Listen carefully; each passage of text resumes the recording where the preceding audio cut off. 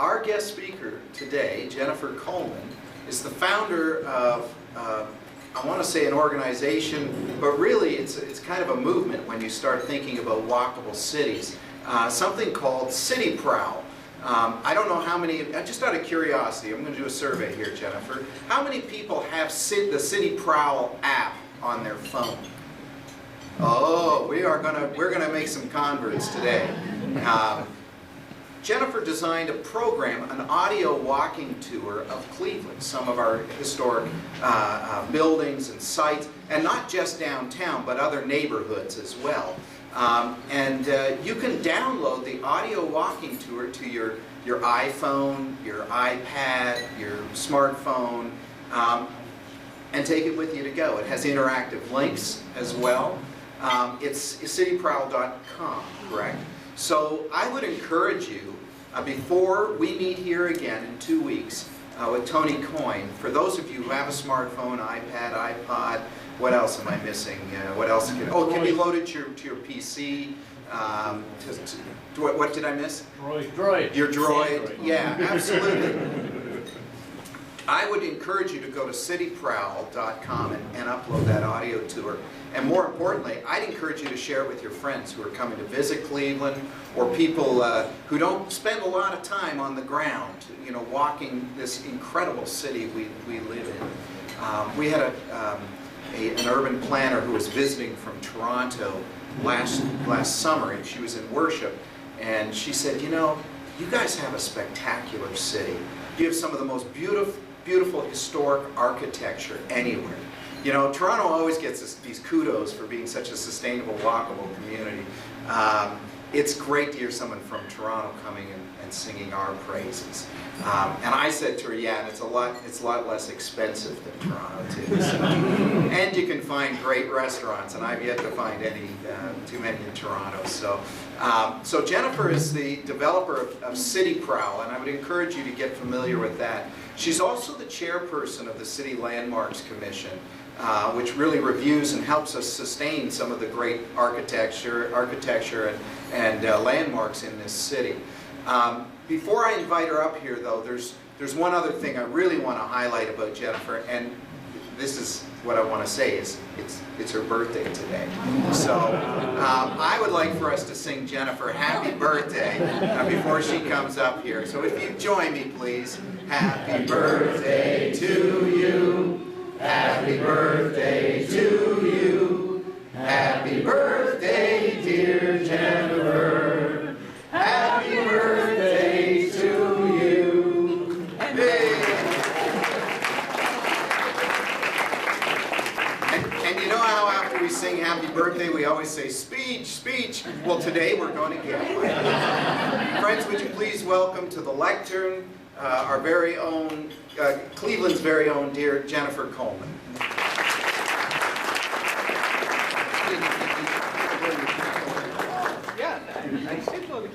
And they're going to bring you cupcakes too, but I told her she had to blow the candle. There we go.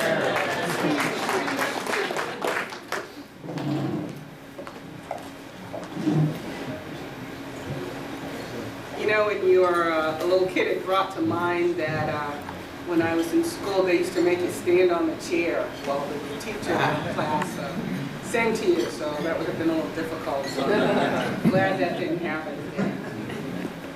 Well, the topic of my speech is half century in Cleveland, because today is not only my birthday, but it's my 50th birthday. Yay! You wear it well. And I'm kind of amazed at the fact that we're here and I'm 50. I mean, I just remember being 20 years old. That seemed to be that we were celebrating with my friends sort of a 6-month period where we all turned 30.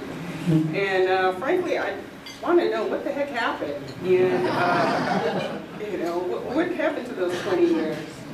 And what are the circumstances that have brought me to this lectern on this day, speaking to you right now? And how am I going to tie Cleveland into this whole speech? And when Mark asked me to speak, and he showed me the dates, and sure enough, March 6th was on there, it just popped into my head, I'm going to give a speech on my birthday. So you all are going to have to indulge me and bear with me while I try to sort all of this out. So I think we're going to go back in time, not just 50, but we're going to go back 100 years in Cleveland's history. Both my mom and my dad came to Cleveland as part of the leading edge of the Great Migration around 1910, give or take a few years. Both sides were from Virginia. My paternal grandparents came from the eastern side in a little teeny tiny town called Walkerton, which is close to Williamsburg. And my maternal grand and great-grandparents came from the Roanoke area, with an interim stop in Iowa, of all places. First they went, I think, in the 1890s or maybe at the turn of the century to Iowa to work on the railroads. And then for about 10 years, they picked up my grandfather and came to Cleveland.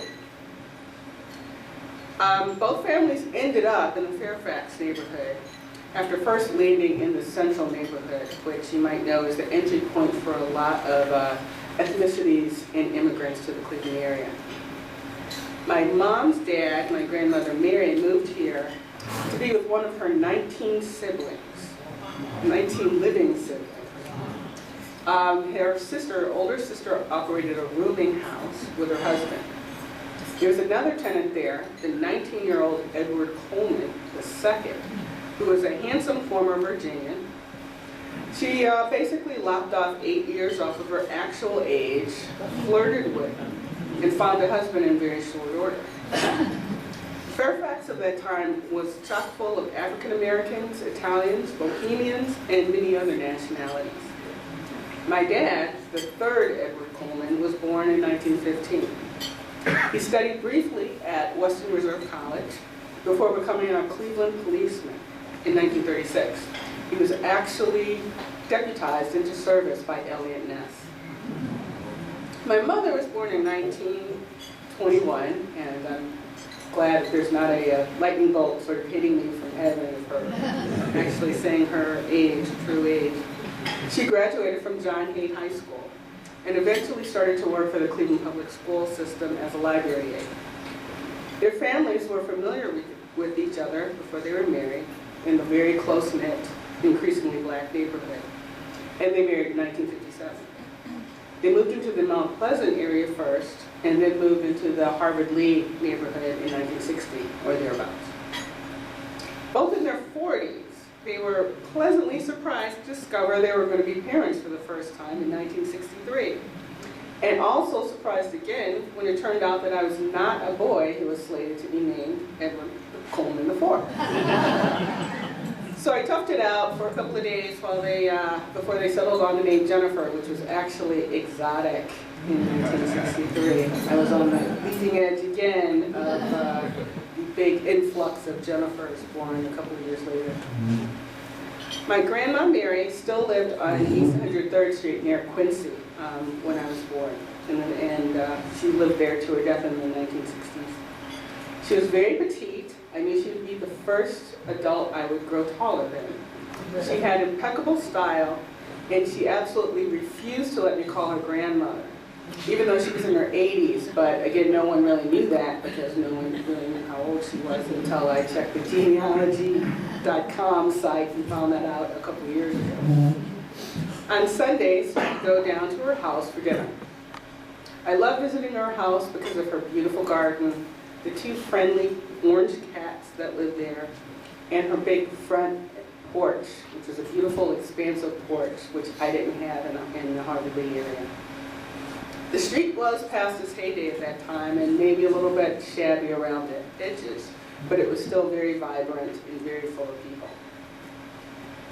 I was one of the last decade of Cleveland kids that enjoyed going downtown on the rapid transit with my parents to shop at Higbee's and Halley's, first in the fall to get my back-to-school clothes, and then travel down again to see Santa during Christmas time. I saw the grand sterling Lindner tree, although I was really too young to adequately remember it and store it in my memory. But I knew that downtown was a magical place full of grand, beautiful buildings and very busy people. My father also took me around the city on his days off of work. We went to visit his partners at their homes. We went to the dry cleaners to pick up his uniforms. We also traveled to the occasional neighborhood drinking establishment on his beat. And even the downtown police station and jail, which have been long since demolished. But I recall as something out of a Piranesian drawing. The little architect in me remembers the beautiful ornate stonework detail and the majesty of many of these buildings. I always thought and assumed that Cleveland was a city on the rise. One day it would be as big as Chicago, and then it would grow to the size of New York City. I don't know where I picked up this sensibility, which was rooted more in the optimism of the 1940s, not the bleak urban reality of the 1980s to come. Jeff Speck spoke 2 weeks ago about being a kid and watching the TV shows like The Brady Bunch that communicated the virtue of suburbia, and the crime shows like Dragnet that cautioned about the dangers of the city. Here in Cleveland, however, we had kind of a off-kilter take on city life in shows like Lardy and Who Handed Big Show, that late-night scary show with the local comedy skits and commentary at the commercial breaks. Downtown, I remember, was the home of Soul Man, who was a black Superman, who disguised himself as mild-mannered white guy Ed Tarboosh, until he took his soul pills that turned him into the caped, afro-wearing crusader. While Soul Man battled very clueless criminals in the city, the suburbs were not safe from the mayhem that the certain ethnic guy unleashed on his unsuspecting neighbors. He always had on his mustache, he chomped on a cigar, and wore this kind of strange striped cardigan. While paralleling some of the city-suburb cultural mores of the time, Cleveland was clearly not taking itself too seriously, but it was also reflecting on its rich immigrant history. I think by 8 years old, my little friends and I knew more about kielbasi, polka music, and how to properly pronounce Shadowski than my peers in any other city. Time passed, and we moved to Shaker Heights. The downtown department stores slowly shuttered, and new indoor shopping stores opened up, like the behemoth Randall Park Mall in North Randall in the mid-70s.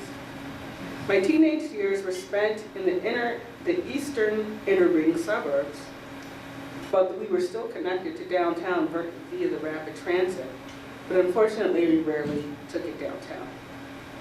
Although there was this one time when me and my girlfriends went to see the Browns get beat by the Oakland Raiders in the 1980-81 season's playoffs, infamous in Cleveland sports history. We were actually sitting in the bleachers of the old stadium. This was before they were known as a dog pound. The temperature, 4 degrees and snowing. My feet were so frozen by the third quarter that I went inside the concession area and I saw a bunch of people standing around a burning beer carton that someone just lit up in the middle of it. I actually took my boot and stuffed it in the fire until I could actually feel my feet again. After I could feel, I went back to my seat and only witnessed up close the red-right 88, that fateful interception of Brian Sykes' pass into the end zone, right in front of me. Yet downtown was a very sad place that day, as my friends and I trudged back to the Rapid in tears. But I grew used to that particular scenario in the years and decades. Still going on. In a few months, I was off to college to study architecture at a small but sophisticated college town. I got to travel to Egypt, Turkey, and Greece to observe the cradle of Western architecture, and began to understand just how young the United States is in comparison. By traveling to New York City to visit friends during college vacation, I picked up a slight New York accent and a love for taking the subway just about everywhere. When I graduated, I hoped to move to the East Coast, but a city with a high cost of living, no family nearby, and a very paltry architectural intern salary were just not a good match. So I decided to stay home and get to know my parents as an adult. And they were at retirement age by that point. I really cherished that decade and a half that I had with them. The big city could certainly wait. At that time, in the late 80s, Cleveland was experiencing a building renaissance. with new sports facilities, a revisiting of the Terminal Tower, new office buildings, large and small, and of course, the new Rock and Roll Hall of Fame. And the big cities kept on waiting. I met my husband, who's also an architect, at work, and we were married a few years, and after we were married for a few years, came back to the very Fairfax neighborhood my parents lived in. We lived in one of the first housing developments built in the city proper in over 40 years. At a point not quite as late in life as my parents were quite a surprise, we had a son in 2002, who is, of course, named Edward Coleman Luca. In 2005, I decided to pursue a more flexible schedule to accommodate a small child, and became basically the worst stay-at-home mother ever. I started my own small architecture and planning practice, as well as my other company that produces audio walking tours. You see, in my architectural work, I had encountered so many great stories, unique stories about Cleveland's legacy and its beautiful architecture, but also in its culture itself. But many of these stories and people were becoming lost because they were only known to a precious few. One great example is the county federal courthouse, which you only would go into if you were either a lawyer or someone who was bankrupt or having some big problems in your lives. But the building is absolutely beautiful and stunning, and there's artwork. It's just something that you cannot imagine if you haven't been in there. So rich, every surface you look at is beautiful. But no one knows about that. You can't really see it from the outside, which is a very interesting and beautiful stone building. But like Cleveland, we tend to keep a lot of our jewels sort of interior to ourselves that we walk by every day. So I thought if there was a way to convey these stories to the average citizen, they would be more apt to be connected to the city and relearn to respect it, love it, and become ambassadors for it. So at that time, podcasting had come upon the horizon, and I thought that would be a great way to record tours, because I didn't want to give tours. And people could take the tours at their own convenience. They're less than an hour. You could do them. My hope was that people would do them on their lunch hours if they work downtown, or maybe a Saturday. And they could come down and learn a lot about the city. I recorded them myself. I wanted it to be very casual, not sort of that professional guy voice who's recording it in the studio. But it would be something that you feel like you're walking down the street with a friend who's just really happened to be kind of knowledgeable and giving you all this fun information. About the same time, Mayor Jackson appointed me as chair of the Downtown Design Review Committee that reviews and makes aesthetic recommendations on projects coming in front of the Planning Commission. Also, I was appointed to the Landmarks Commission, which nominates buildings in neighborhoods as local landmarks that fit the criteria set forth by the city ordinance. It also evaluates proposed changes to landmark properties using the federal standards of the Secretary of the Interior. Projects can range from something as simple as applying signage to a building to the redevelopment of buildings on an entire historically designated block. The work, it's very challenging, but always worthwhile. I was elected chair of the Landmarks Commission in 2007. Several years later, as chair of both the commission and the Design Review Committee, I was invited to sit on the Mayor's Group Plan Commission, which was tasked with creating a unified vision for several of the city's large-scale projects that were being built: the Convention Center, the Medical Mart, and the mall over the Convention Center. The casino and the East Bank over the Convention Center. Also, connections to the casino, the East Bank redevelopment, and Public Square were part of the area that we looked into seeing how they could all be connected in a logical way. The mayor felt that these projects had the potential to raise the conversation about Cleveland, and that the way they interacted and connected with one another was essential to the city's success. This work on the commissions and Design Review Committee helped to fan my passion for seeing Cleveland become a vital city, something that I have been fascinated with for most of my life. Sitting on the board of urban core-centric organizations like the Downtown Cleveland Alliance and Land Studio, whose work to create vibrant places throughout the city, you might have heard about last week from directors Ann Zoller and Greg Peckham. They also keep me apprised of many of the fascinating and catalytic projects that are happening in Cleveland. I've come to believe, from being involved with many of these outwardly appearing desperate projects, that projecting and enhancing our urban core is essential to the health and vitality of Northeastern Ohio. As the downtown goes, so goes the region. Okay, that brings us up to the present. Did you see what I did there? Kind of melted me in the city, that kind of worked out. Clearly, I've been drawn to the city and invested in its success from an early age. In the last 15 years, I have not just loved Cleveland, but become fascinated with all cities, their excitement, their ability to ignite and share ideas and innovation, and the way we define them and they define us. CEOs for Cities is a national think tank that connects great civic minds, provides data and research, ideas and lessons learned about how to make and keep cities successful in a variety of ways. Our own Lee Fisher is the president and CEO. Last week, he had a talk at the City Club, and he spoke of a secret sauce of measurables that are present in all successful cities. CEOs for Cities has compiled a list of many of them in a document they call the City Vitals. The list tracks performances of items in the nation's key metropolitan areas that impact economic prosperity and primarily fall into 4 categories: how connecting a city is, how its people interact with each other, how it innovates, how it attracts talent and educated people, and its unique distinctiveness.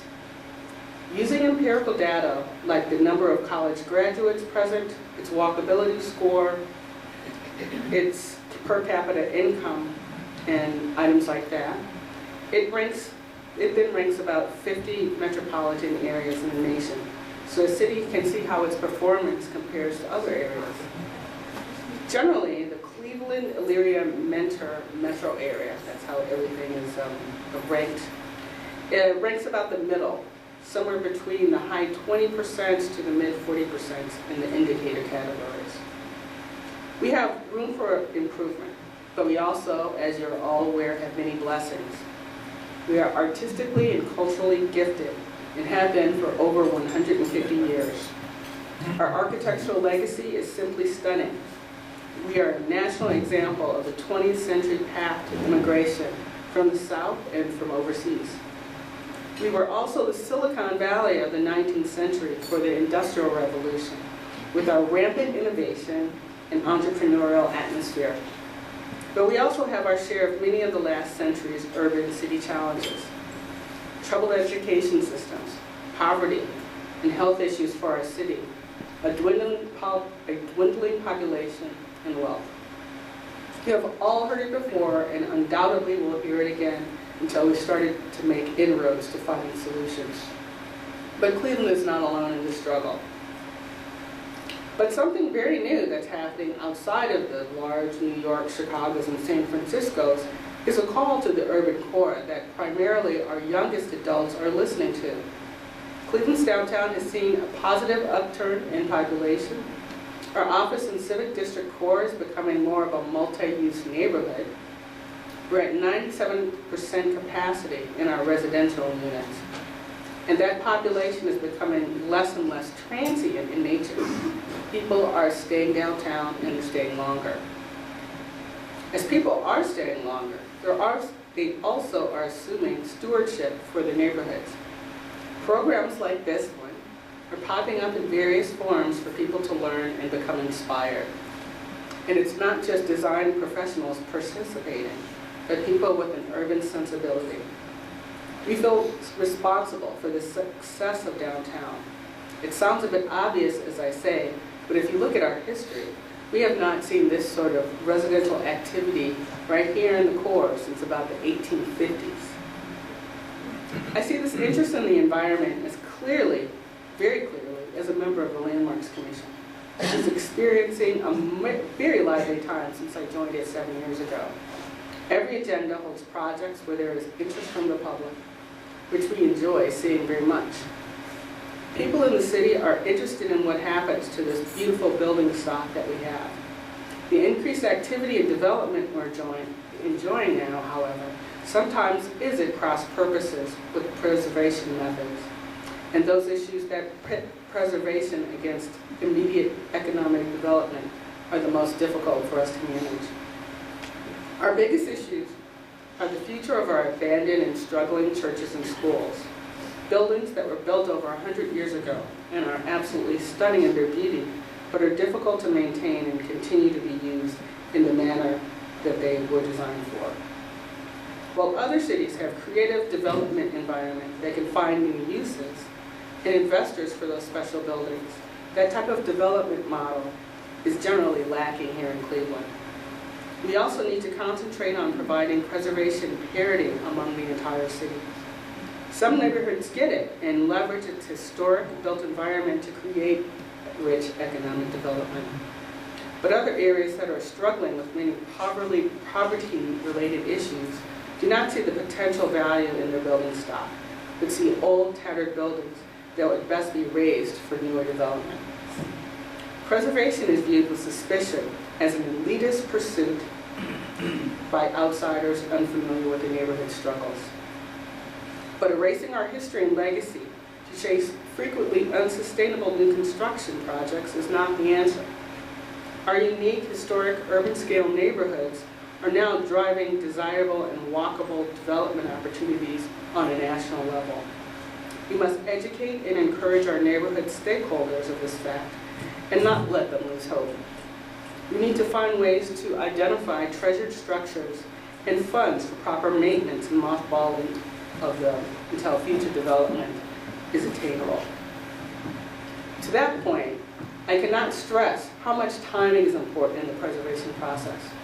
When a project comes before the Landmarks Commission, property has already been acquired, fees paid for design work and lawyers, accountants, and the like. It's difficult to have the conversation as concerned citizens about the feasibility of a project when significant money has already been committed. Sometimes the situation warrants such a conversation at the final hour, but the best time for input is earlier in the pre-design phase.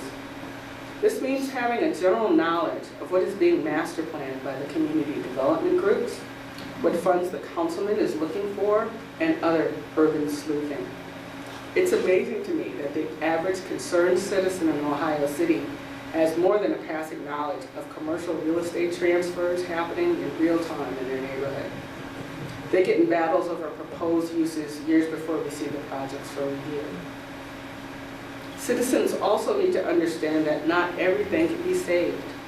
This is a hard thing to realize, even for us as a commission, especially for us as a commission. The vibrant cities that are thousands of years old in Europe did not get to where they are today by becoming museums to an earlier age. They kept evolving and redefining themselves. New exists cheek by jowl with old, sometimes seemingly, and sometimes with a lot of provocative friction. When we do have to demolish significant buildings, we must develop a way to reuse what we can, or at the very least, properly document what once was for posterity. The commission is just simply not an easy job, nor is it a popularity contest. And the work that we have is only getting more layered and more complex as the city develops. The commission city staff is lean and mean, only 2 full-timers tasked with the review of projects, processing nominations, oversight of the local design review committees in historic districts, conducting site visits and surveys throughout the city, and a bunch of other things I don't have time to mention. The commission lies within the city planning department. Actually, the landmarking process is really only one component of a true city preservation policy. If I could wave my magic city wand, and it is my birthday, and I'd love if someone would give me one of those things. I would love to see more preservation initiatives included in the zoning code and the city master plans for areas that are not designated as landmark districts, but do contain distinctive historic elements. A more nuanced treatment of enforcement of minimum maintenance standards needs to be developed within the building department, and we should, And basically, we're currently working on surveying a larger slice of the city for historic buildings and potential districts. Finding more economic incentives for preservation, like the wildly successful state and federal tax credit program, of which Cleveland is a leader in the state for securing, is of great importance to the city. We have seen more developers in 2012 come to the commission to request landmarking status, which can accelerate the process to receive the tax credits. This is something that developers historically viewed as a hindrance in having a landmark status in the past, but now they see it as something that they really want to achieve. Groups like the Cleveland Restoration Society provide immeasurable resources to people who wish to preserve their homes as well as identify and promote Greater Cleveland's historic buildings. The Commission truly appreciates their advocacy and willingness to provide information that helps in our review process. A brand new group called City Beautiful has come onto the scene recently. It's comprised of younger citizens eager to learn about and advocate for preservation of the city. I'm encouraged to see the formation of groups like City Beautiful and Saving Cities that are concerned with urban design issues, which can be seen in large numbers in other up-and-coming cities.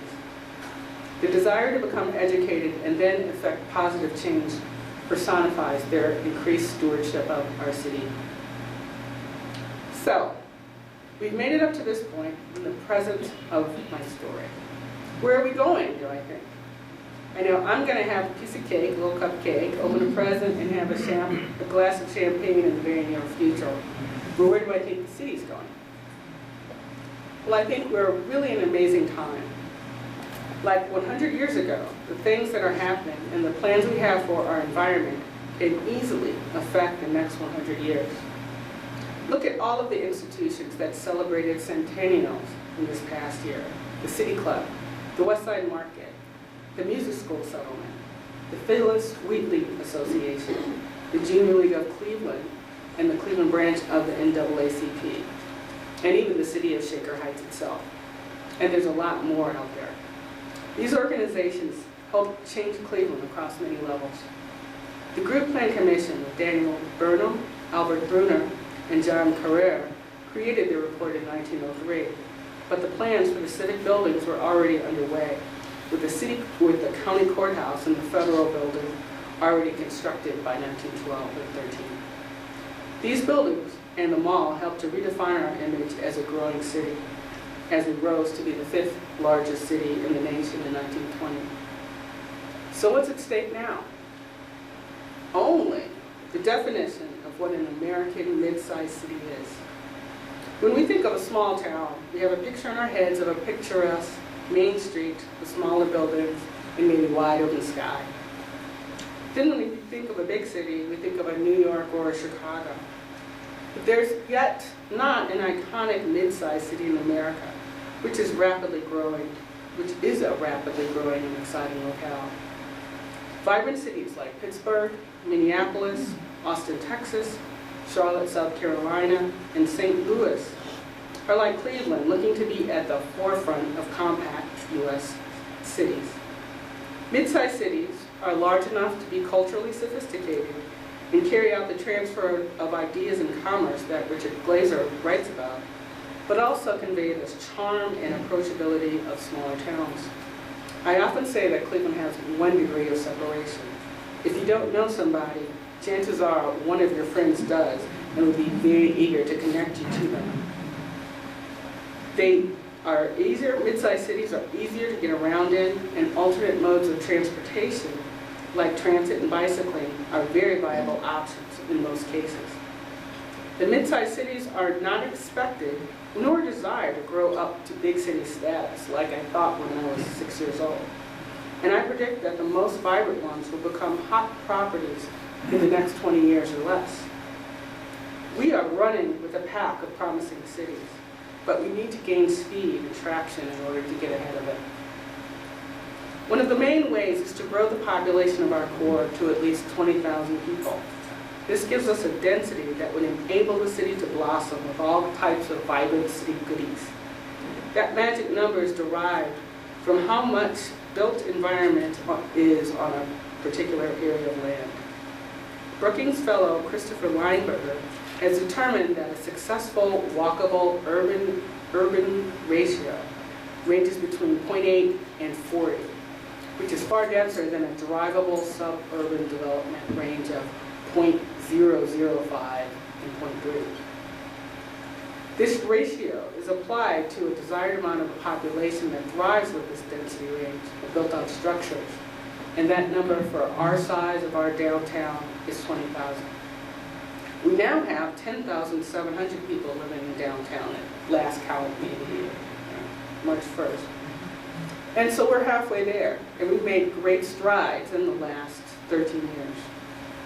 As we climb towards 20,000, we will begin to see more of a retail presence.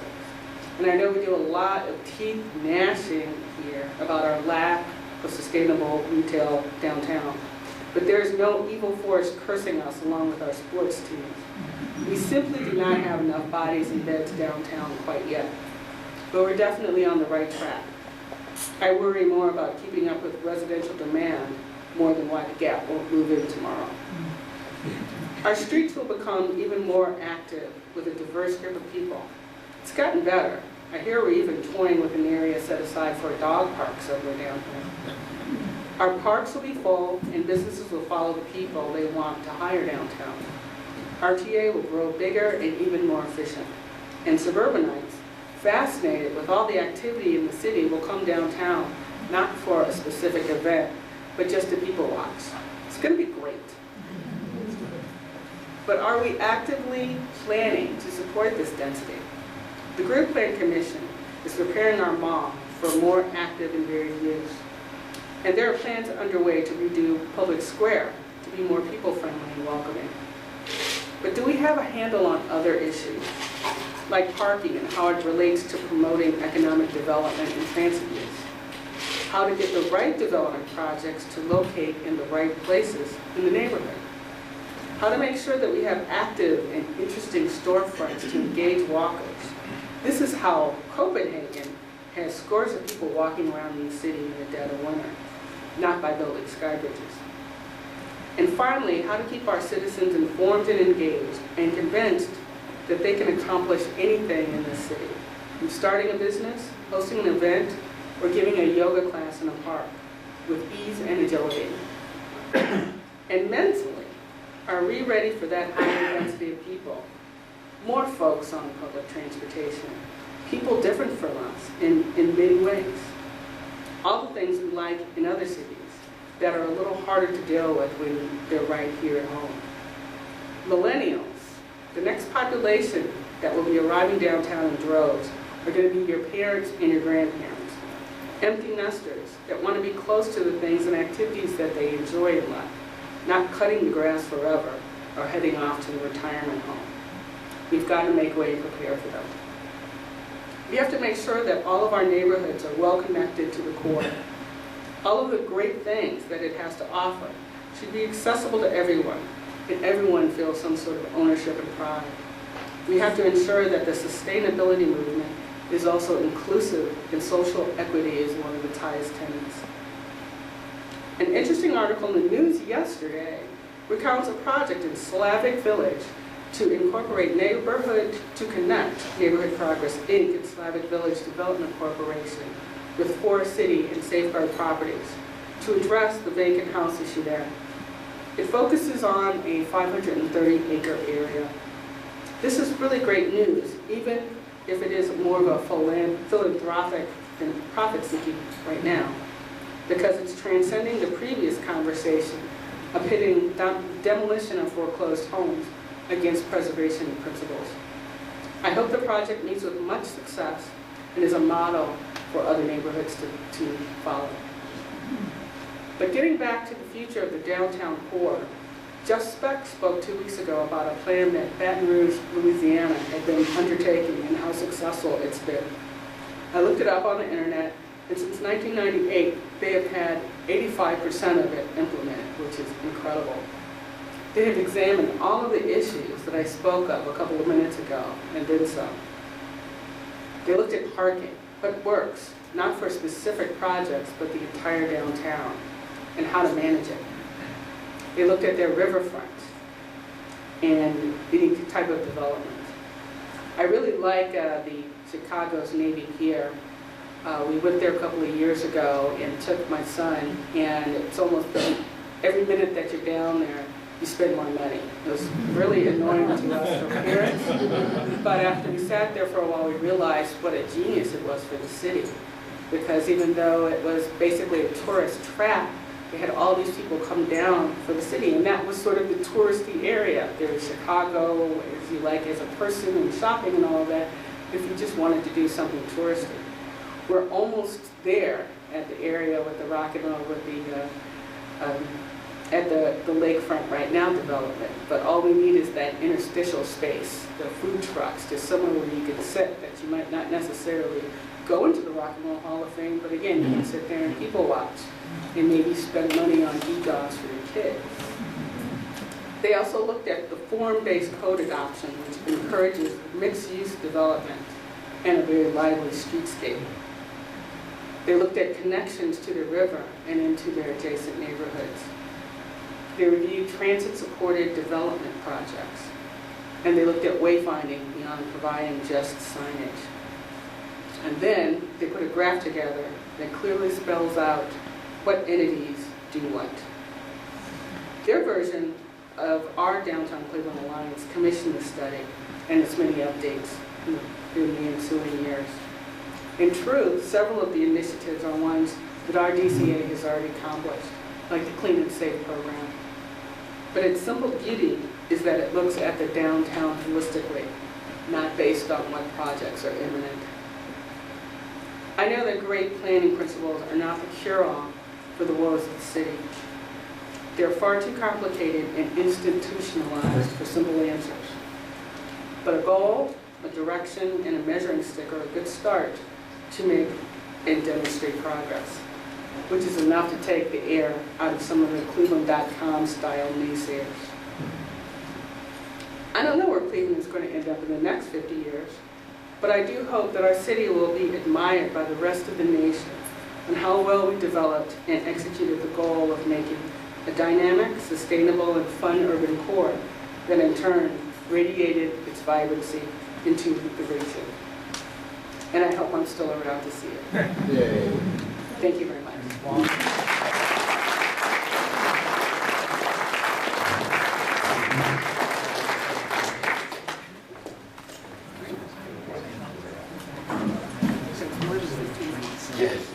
Jennifer said, I think it was more than 15 minutes. That's fine. For those of you who have to get back to the office, you're excused. But Jennifer did say she'd stick around and answer some questions.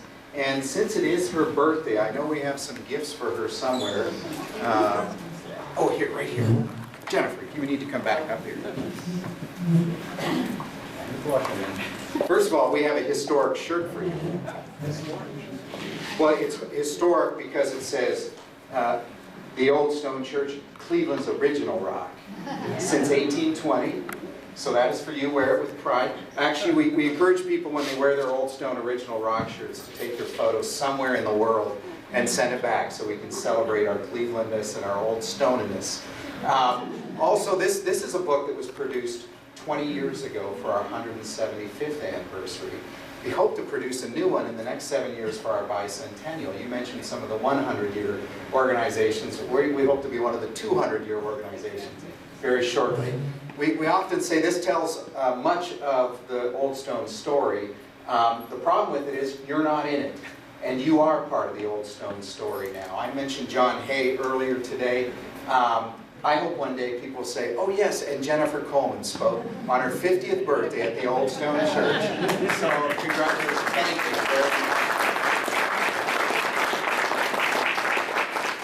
you. If you're able to take some questions, if you need to go, you're welcome to go. But if you would like to stay and have a bit of a conversation, we'll take some questions at this time if you like. I'll just mention. I didn't have a sports question. No, it actually involves the building that's on 117th and Lake Avenue. Yeah, right now they've torn down the old Giant Eagle grocery store. Right. Are they keeping that building? Right now, I believe that there is a proposal on the table that would not keep it. We haven't seen it yet. I did tour inside the building. It's in tragic shape. The outside is so beautiful. The outside is beautiful, and the way that it sits in the neighborhood is very important.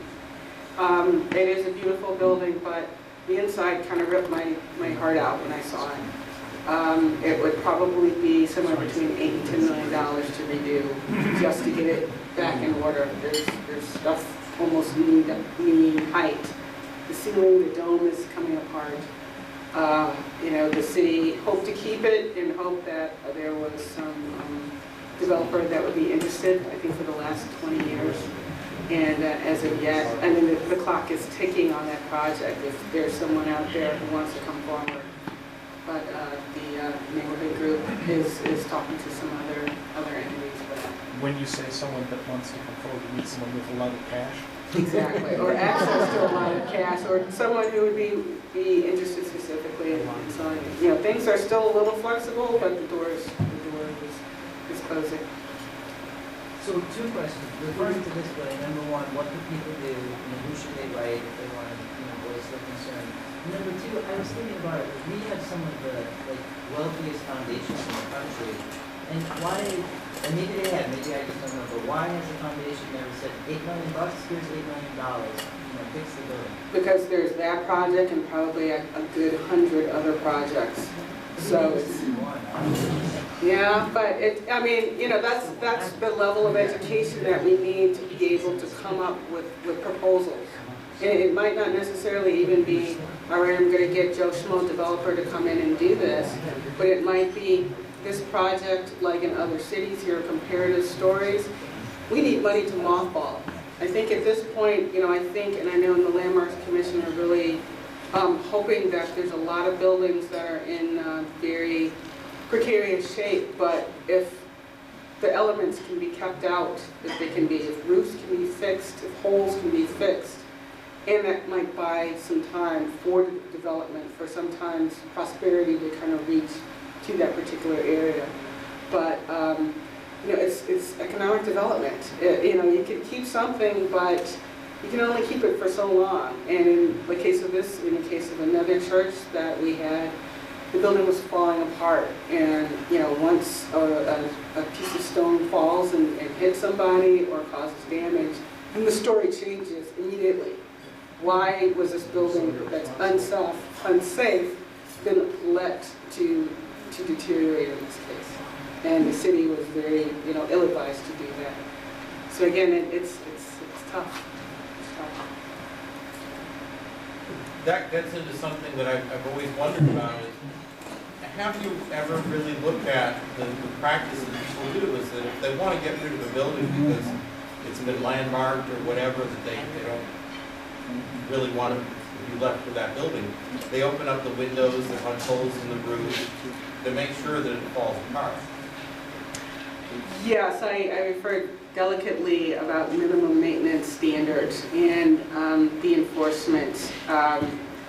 I believe that there is some wiggle room and some coordination that needs to happen between planning and landmarks in building and housing in terms of there are people, especially not necessarily for homes, but you see a lot of commercial development where people kind of sit on it for a good amount of time and know the time is on their side. And when a building is condemned, it's not automatically slated for demolition. It means if a building is condemned, it means that it is not up to the city code and a dangerous situation is occurring. But when that dangerous situation flips over to sort of a code red, there's a very gray area there. So I think enforcement, just like enforcement and the other is enhancement and trying to look for carrots and sticks. If I wave that citywide, I would like to see more development happen along those ways so that we can look at the folks who are not being that scrupulous as building owners. I was wondering about transit-oriented development. You have mentioned it a different city, and I was wondering, is there any coordinated effort in the city of Cleveland between the planning department and the RTA or any public private? Actually, I worked on a project last year for the Buckeye Woodland area. You need to repeat the Oh, question.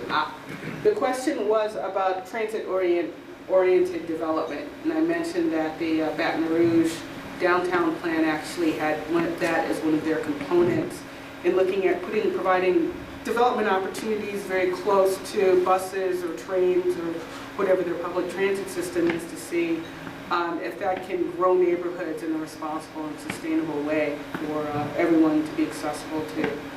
And I was saying that last year I worked with RTA, commissioned the project. They have a new station at Buckeye and Woodhill, and a new station that just opened up, and they wanted to see. They worked with the Cleveland Urban Design Collective, and we brainstormed on what could be either placed there, what different. There's a park that was in walking distance. Looked at, for instance, instead of just being a park with a slope, making that a little a snow sledding area for children. We looked at possibly a small area that might be developed for intergenerational housing. So they weren't necessarily worked into development into projects, but at least that there is a plan. We looked at biking and alternate transportation, biking routes that would lead from that station or to that station from some of the neighborhoods around, and how that would actually work. The community was invited to sit in and make comments, and I think that's a good example of something that's maybe not ready to go tomorrow, but it is a piece of a toolkit that RTA has that they can hopefully get some of it accomplished at some point. So yes, RTA is one of our supreme assets, and they are tied into things like transit. Along those same lines, and I know that they've redone a lot of the RTA stations. Has there been any talk about the Brook Park Rapid Station? That is one of the in worst condition, and it's very heavily used, that rapid station, including the parking lots that are in terrible condition. Have they said anything about redoing that? I don't know, that would really, we haven't seen anything in the downtown, because our area is really downtown, and landmarks are very specific. So not being a planning commission person or RTA, but I would definitely find out if those projects, they might actually be online in terms of the projects that are imminent that they're working on and scheduling. But RTA should be able to tell you that information very quickly. Thank you so much for all you do. I'm a recent transplant to Cleveland, because I'm not in the city, from New York City. So I've experienced a really huge witness, and I'm loving Cleveland. My question is, I live downtown, but I walk in Midwest between 9 and 12 in particular. There's 7 abandoned buildings. Is anything being planned? That is a good question. Yes, there are plans.